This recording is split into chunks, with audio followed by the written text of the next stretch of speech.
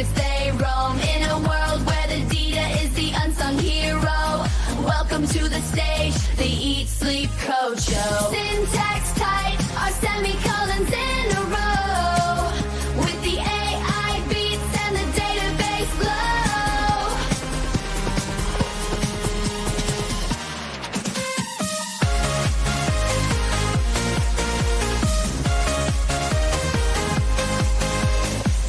Grab your gear, hit compile and let's go.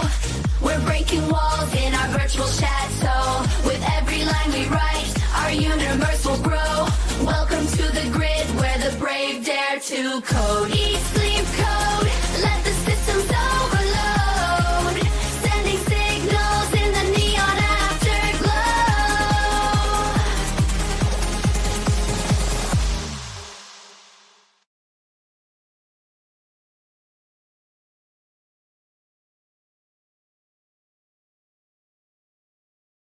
Hello and welcome to Eat Sleep Code, the official Telerik podcast. I'm your host, Ed Charbonneau, and with me is John Burstow, my co-host. How are you doing, John? I'm well. How are you?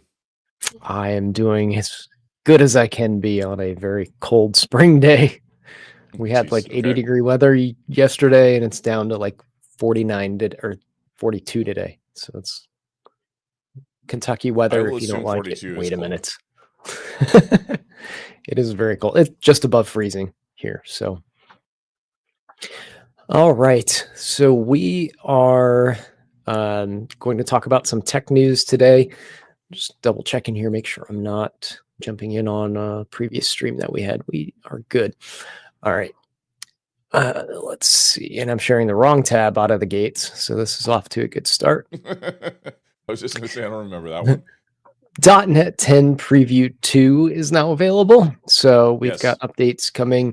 These will start rolling out gradually until November when they release the next version, .NET 10. And we get to run with the previews for a while and see these things happen on the bleeding edge. So you get to try them in advance, prepare for things, build your tools around them and whatnot. So we've got some new things coming with the Preview 2 release. John, have you looked over any of these yet? I have. It's a lot of libraries have been updated. I'm a big fan of looking at, not using, of course, yet full in production, but looking at these preview releases. I think it's great that Microsoft's doing this. I wish more companies would. This shows confidence in their releases. But fundamentally, if you're looking for any improvements around this, it looks like that a lot of these have gone into frameworks like ASP.NET, specifically around Blazor. Excuse me. It sounds like I've got what you have, spreading like Ebola through the internet here. So yeah, a lot of updates to ASP.NET Core and Blazor, and some more minor improvements, like for example, updating the OpenAPI.NET library. We have some other capabilities that have been added there as well. So we have new authorization and authentication metrics that have been added, for example. So these are basically the ability to do with your requests. These will come in through metrics that are captured. Excuse me. Sorry, I got what you got. These will come in through your collection in the Aspire dashboard when you bring them up. So a lot of stuff that's been added, but again, it's mostly minor stuff that's being included there. But you can see if you break it down by library, lots of little minor changes. And we're just now getting into, like, this is version 2, Preview 2. So there's not a lot in here yet. This list will grow pretty drastically as we get further on. But it's nice to see they're touching ASP.NET Core and Blazor this time. The last release, .NET 9, was more housekeeping than anything for ASP.NET. So there weren't any real big Blazor changes, which is kind of a welcome thing because .NET 8 brought a lot of changes. So .NET 9 kind of settled things down a little bit, brought some of the churn to an end. One of the things that people have been asking for quite a while, looks like it's on the queue to be fixed to this release, and that is the reconnection UI. So Blazor has the ability to run server side, client side, and everywhere in between. And when you're disconnected from the server, that experience hasn't been the best. So now we've got a reconnect component, and let's see there, reconnect component, and it provides some additional capabilities. And it looks like they're looking at CSP, which is content security policy as well. The previous components didn't do that, so this now has a default policy in place for that. So that's been a big focus. I don't know if it's every component framework out there or web framework out there, but I know Blazor developers have been super focused on content security policies. Right. So I think just security in general has a lot of attention lately, but it seems to be with .NET.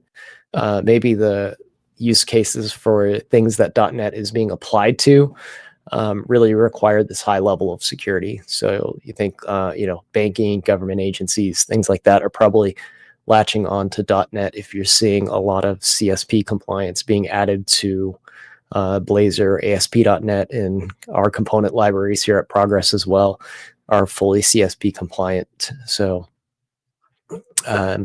there's additional stuff in here. Navigate 2 no longer stops at the top of the same page. This is just good old client-side rendering issues being fixed. Navigate link, match all. This is just menu logic. So some simple stuff and then some really high complex stuff as well. So it's all welcome changes. With the .NET updates, we saw last week that Microsoft's been working on an AI template for the Microsoft AI extensions, and this incorporates Blazor and ASP.NET as well. And recently, the .NET team jumped on the ASP.NET community stand-up, and they talked about the template, and I was kind of skeptical as to what they were going to cover in an hour-and-a-half video about a template. But in typical Steve Sanderson fashion, he jumps in and just starts winging it with all kinds of crazy demos. So he went well beyond just what the template is and showed some different directions that you could take the template. So I highly recommend checking out this ASP.NET community stand-up just for the additional content that Steve Sanderson puts into the end of it. So he talks about the template probably for about the first 30 minutes and what it does. And if you've seen any Copilot or ChatGPT interface, that's basically, an early version of those type of things. And then he's like, and you could do these things with it. And he starts just programming, throwing in some examples and whatnot. And he ends up tying it into a GitHub repository, pulling down all of the markdown files from the documentation, and then begins querying that documentation. So this is him querying that set of doc files now. And there's some funny things that happen in here, but it's a really interesting application of RAG that he goes into with just a couple lines of code. It wasn't really complex by any stretch of the imagination. It wasn't simple, but it was, if you're familiar with any of the concepts here, you'll be able to follow along really easy. And he does that. And then at the very, very end, he starts talking about MCP connections with it. And if you're not familiar with MCP, this is talking about an extension of function calling or tool calling with MCP. So I grabbed this article that just came out today that kind of deep dives into this. This is a subject from a couple of years ago, but it's getting a lot of momentum right now. It's been all over the social medias lately. So this is a deep dive into MCP and the future of AI tooling. And it basically talks about what it is and how it's implemented. And then give some examples of what is out there. So The TLDR version of this is, your AI has the ability to do tool calling now, and this is a protocol that you can set up or stand up a server with many remote procedures that can be called as AI tools, and then you're publishing those out so anybody's AI can kind of latch on to all of these things and register for them, and then do tool calling on all of these things that are available. So it's publishing all of these tools out and making it easy access for your AI workflows to kind of latch onto and take advantage of. So he shows a little bit of that as well in that demo. So this is something that's worth diving into and reading about if you're interested in doing any AI development. This stuff moves pretty quickly, but It does. There's some really interesting tools coming out from the Microsoft space around this if you're a .NET developer. So get that video up on YouTube, the .NET community stand up, and give it a watch. And if there's something you don't know what the meaning is as he's talking about it, just do a quick Google search on it. Yeah, the one that I saw that was interesting was a video that showed two AIs, voice AIs, talking to each other, and I think it came from 11 Labs, where they used a technology called Gibberlink, and it was this idea of it's data over voice or sound protocol, and it's called something like GC Wave or something like that. And basically, they ask each other, "Hey, are you an AI?" "Yes, I am an AI," and then they start talking in this special moon language called Gibberlink. So there you go. It reminds me of the old phone, like Jerky Boys. I'm really aging myself here. The sketches that people used to do based off like crank phone calls, and one of them was to dial up two Asian restaurants and then put them on the phone together, and they'll start ordering from each other. Oh, right. Is that where we're headed with AI? Like we're gonna have these things? These two AIs were talking to each other, and you should watch the video. It's online, but they start speaking in a special language, so to make it more efficient. Wow, that's what we need right there. That's not creepy at all, folks. No. I appreciate you adding this to the queue, John. This is a little self-serving link here, but we'll talk about. So traditionally, the Kendo UI tools have been a paid commercial application or commercial product. And recently we decided to release 50 of those UI components from the library as free components. So this is a set of libraries that you can use freely to develop the UI for your React application. And this is a big set of tools from us. Like this isn't just a small offering of, like inputs or something. There's some really nice stuff in there. So make sure you drop by Telerik.com or Google Kendo UI and check out all of the free UI components that we just released. And they're all nicely documented on docs. The docs page for Kendo UI tells you about which ones are free and how to install them and whatnot. So we've got, let's see, we've got them listed out here as free and premium only. So you can check and see what features and what components are available for each tier of that product level. And I'm not sharing the right tab, so that doesn't look right on screen. There we go. So you can see them on the documentation page of what's included, what's not. So if you are evaluating some frameworks and you need to build some things, you can go through this list and see, just check off the items that you need for your UI and jump into a free tier. Good stuff. Yeah. Congrats on the release. Thank you. Looks like Joe in chat saying he's going to try to check that out. Appreciate that. Team City. What's new in Team City, John? So for those who don't know, TeamCity is a CI product available from our friends over at JetBrains, and they are constantly in shipping mode, which is great to see. So they've recently dropped their first major release, 2025.3 or 03, and it's got a bunch of updates that are worth noting. I know that some folks use CI solutions on this show, so there you go. So some UI and navigation improvements. There's a feature called Recipes, which is like a meta runner. Meta runners are this idea that you want to define and use these and utilize them as part of the marketplace. You can, and soon I think the community will be able to contribute their own recipes. But basically, basically a runner is like an agent that does work in TeamCity. They're used extensively. And so recipes are basically this way in which you can perform these tasks much more easily. There's other features as well, parameters management, some other ones like enhanced Docker and Podman support. So basically the update is there to improve things a little bit better. So there you go, TeamCity 2025.03. Nice.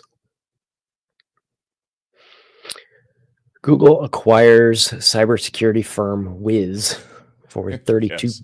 billion. I Like know. doing It's the the Dr. largest. Evil. It's the $32 largest. billion. I know. It's the largest acquisition in Google's history. It's their largest acquisition ever. And you might wonder, like, what is Wiz? I've never heard of this. So Wiz is a cloud security platform, I guess is the best way to describe it. So what they do is if you're a customer, you can utilize Wiz to detect any vulnerabilities or like threats that you have across your providers that you're using, AWS, Azure, GCP, for example. And it does this in a lot of different ways. It uses a feature called agentless scanning to provide real-time security updates. So there's lots of stuff there. So Google has acquired Wiz, which is kind of interesting. $32 billion is a lot of money. But obviously with Microsoft's foray into the cloud, they're doing this for a lot of reasons. This obviously boosts their security offerings that they have, makes them a strong competitor, obviously, to Microsoft and Azure, to Amazon, which are the big three basically.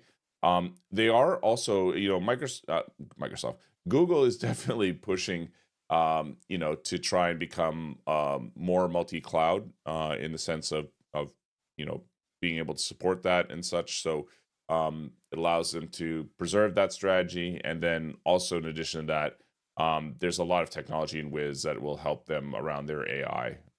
So should hopefully provide some context there for their security solutions. Obviously, this is pending regulatory approval. I don't know when that will happen, but could definitely reshape a lot of what's happening around Google, around cloud. So very, very interesting news.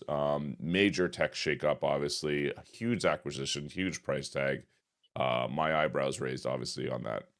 Yeah, there's a little blurb at the bottom here that says the last time they did this was with how do you pronounce those two? But these two security companies they bought for 5.4 billion were best recognized for uncovering the SolarWinds hack. So they've done this before with some success. Yes, You could say that. yes. And it's also worth noting that Wiz has nothing to do with Michael Jackson or a really interesting musical. Again, You had to go aging there. myself. You I had to did. go there. Just ease on down the road, John. You put up with it. You're here by choice. You cannot leave. Issue ops, automate CI/CD and more with GitHub issues and actions. Yeah, I thought this was an interesting article. Like, a lot of people look at GitHub Actions and they're like, "Oh, it's for building code and that's it." Like, no, it very isn't. There's a whole event structure there related to GitHub Actions that allow you to do things around issues, around projects, if you happen to use projects in GitHub, for example.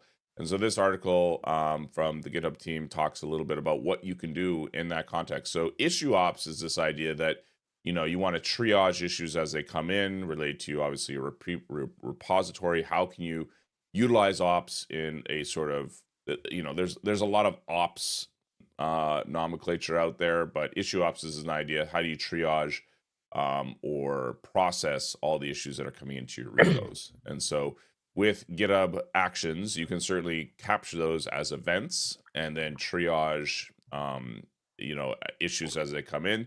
There's a lot of ways in which you can do this, and there are workflows that you can kick off to do this.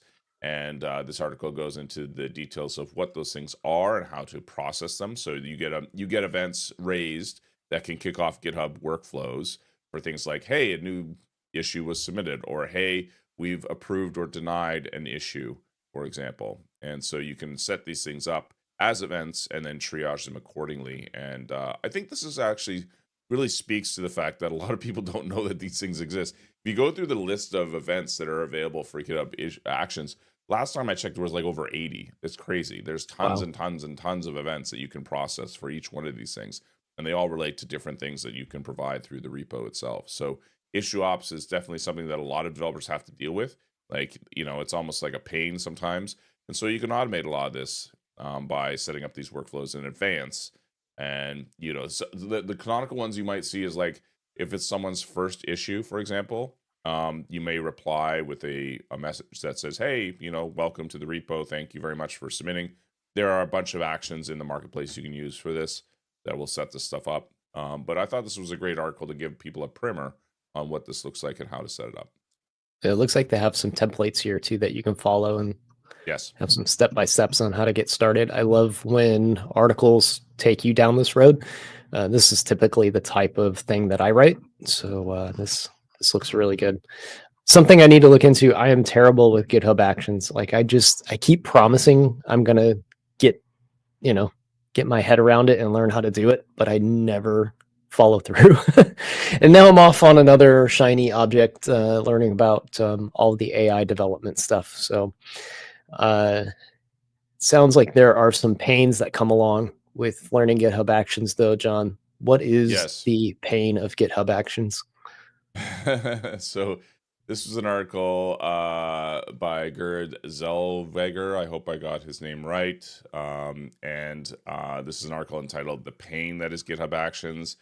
And this is an article that I thought was interesting because I've done a lot with GitHub Actions. I've built custom GitHub Actions. I've worked with them for years, and there was definitely some things where I was nodding along while reading this article that I thought was quite good.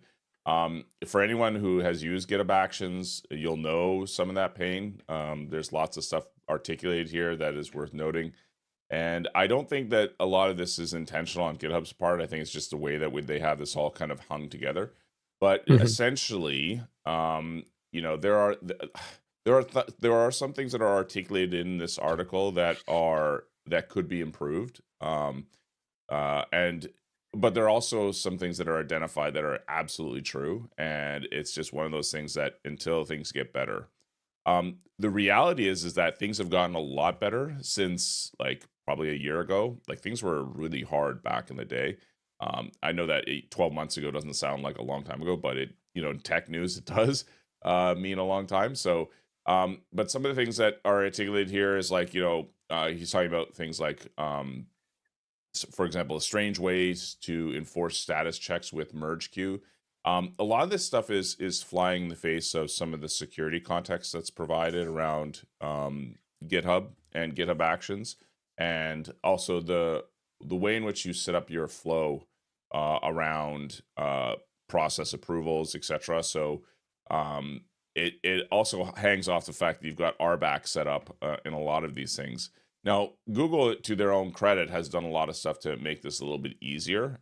We deal with this all the time. Trying to get these things approved. And in some cases, there are custom rules that have been added for, certain scenarios. But this article does definitely go deep into a lot of the things. One of my favorite sections in this article is this one entitled Docker and GitHub Actions, an Unholy That's what I was Combination. hovering around. I like the writing style here. Yeah. So It's got a little bit of this is definitely snark something. to it. Yeah, this is definitely something I've had a lot of experience with. We've used Docker Hub and containers and in our runs for a variety of things. Some people would argue that GitLab does a better job of this. They rely heavily on containers. For GitHub, it's fine, but it really So there's lots of things to take into account here, but basically the summary is as follows. It's like, look, stuff like this is hard to set up. It takes a long time to execute. There's some weird things that happen during these executions, and the answer is yes to all of that. We ideally it works like the concept of using a container in a GitHub run, sorry, GitHub action run is awesome. The idea, but the reality is that it's a little bit a bit troublesome at times. Sometimes things just don't work, and there's no real explanation why. You have like error, application exited, and then because you can't easily run GitHub actions locally to debug them, you have to fire up tools like Act, for example, and try and figure out what happened. The debugging support with remote runs, cloud runs, is also tricky. So that's one of the other reasons why. He also articulates the fact that these workflows are written in YAML. Now, say what you want about YAML. It is, a workflow design. It is designed to articulate workflows, etc. So it does a good job. That they do get a bit lengthy. So your GitHub action definitions can get really, really lengthy, and keeping your sanity when looking these things over can also be a challenge. So I think that GitHub actions has come a long way. Is it still painful? Absolutely. There are some things that are definitely painful about GitHub actions. I think that things are getting better, but I thought that this was a great article by Gerd, and definitely summarized some of the things that I've seen. And I would commend Gerd for writing this article, and encourage anyone to read it if you're at all interested in learning more about some of the edge cases that may arise when using GitHub Action. Awesome. Next week, we are not going to have a show. It is time for the Microsoft MVP Summit. If you are not familiar with the MVP program or the MVP Summit, Microsoft has a award that they give out to people in the development community who are out speaking about Microsoft technologies, interacting with user groups, publishing content, all of those type of things. And they give out the award yearly. And then there is a yearly event where they invite folks to come to Redmond and have kind of a mini conference for a few days. We get to see the latest and greatest things that the .NET teams are building. And we get to also have our say in some of the direction and roadmaps of those things. So there's some sessions where we get together and have like a roundtable and talk about, how these things that they're building are impacting the types of work that we're doing. And it's a nice way to get feedback back to the program managers and engineers at Microsoft. So I will be out at the Redmond campus next week when we normally have our show. So there will be no show next week. And if you're one of those folks that I may have mentioned, you're out talking about things that Microsoft is included in, you have a podcast, you have, you're an author, any of those things, you feel like you might be able to qualify for this MVP program, you can go to mvp.microsoft.com and you can fill out some forms there to see if you qualify as a Microsoft MVP. So if that's something you're interested in, check that out. Awesome. Any last words, John, from the future? No, future is awesome. Can't wait to see it. Can't wait for you to see it. All right, folks. It's Friday for John, so I'm going to let him go enjoy his weekend. And same with the rest of you. We will see you in about 2 weeks. Take care, and we'll talk to you next time.